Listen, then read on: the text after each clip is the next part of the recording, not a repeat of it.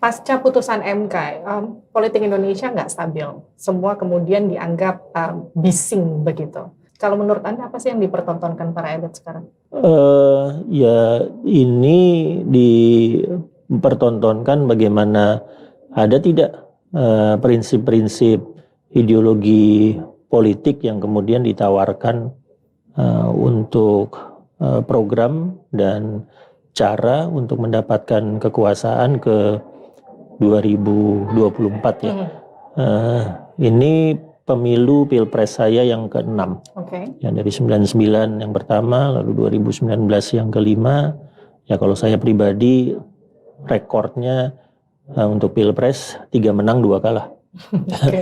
yang kalah 299 sampai 2009, lalu menang 2014, 2019 dan berharap bisa di tahun depan bisa membuat skornya 3-3.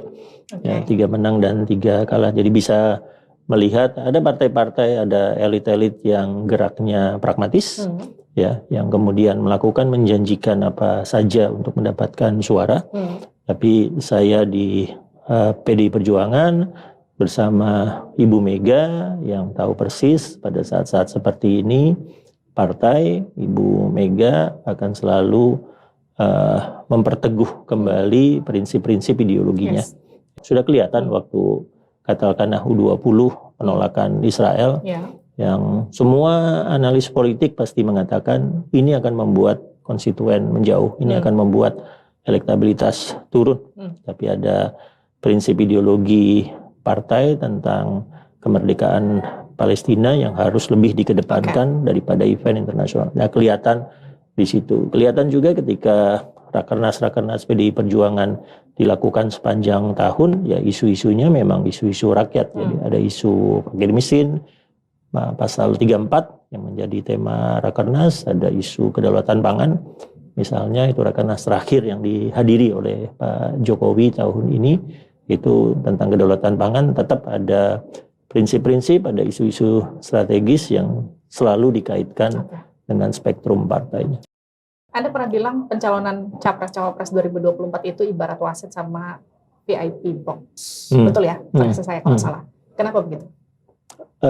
Ya ini kayak kami mau bertanding, ya, mau bertanding bola, lalu pada saat pertandingan ada hal-hal yang secara taktikal diubah, ya, sehingga kami tidak bisa bersiap dengan perubahannya. Jadi misalnya karena kami tahu bahwa seseorang berusia 40 tahun ke bawah tidak bisa menjadi calon, kami selama 2-3 tahun tidak pernah berusaha mencari tokoh usia di bawah 40 tahun. Nggak pernah. Karena sudah yakin tokoh kami harus berusia 40 tahun ke atas. Ya. Lalu yakin benar bahwa walaupun ada judicial review, Mahkamah Konstitusi normalnya kalaupun menyetujui itu akan mengembalikan ke pembuat undang-undang. Dalam hari ini DPR dan pemerintah untuk kemudian diproses di sana. Yakin betul saat itu bahwa Mahkamah Konstitusi tidak akan segera mengambil keputusan yang menjadi pasal baru yang harus dijalankan. Ya, saya pernah bertanya ke teman-teman ahli hukum, ya. Kalau seandainya nanti setelah Pilpres 2024 DPR kembali bersidang, lalu katakanlah memutuskan persyaratan Capres dan Cawapres untuk pemilu 2029 adalah 50 tahun, keputusan MK itu mau diapakan?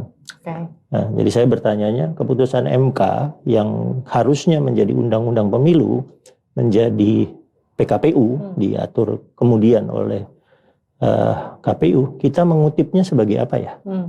Ya, karena normalnya kita mengutipnya pasal sekian dalam undang-undang pemilu yang diturunkan di PKPU. Normalnya begitu. Nah, ini kita ngutipnya kayak apa? Nah, hal-hal seperti itu yang membuat kami, lah ini ada perubahan taktikal, pengaruhnya sangat signifikan, sangat strategis, tapi kami menghormati bahwa putusan itu ingkrah dalam ketatanegaraan kita, ya sudah, mari kita bergerak berdasarkan keputusan yang ingkrah itu. Nanti keruwetan ketatanegaraannya menuju misalnya ke pemilu 2029 kita pikirkan, kita pecahkan bareng-bareng. Nah, itu yang membuat kami merasa ini kita mau main bola, tapi tiba-tiba wasitnya mengeluarkan aturan-aturan baru tentang offside, mengeluarkan aturan baru tentang misalnya pelanggaran yang bisa kena kartu kuning, kartu merah, tapi kaminya nggak diajak ngobrol.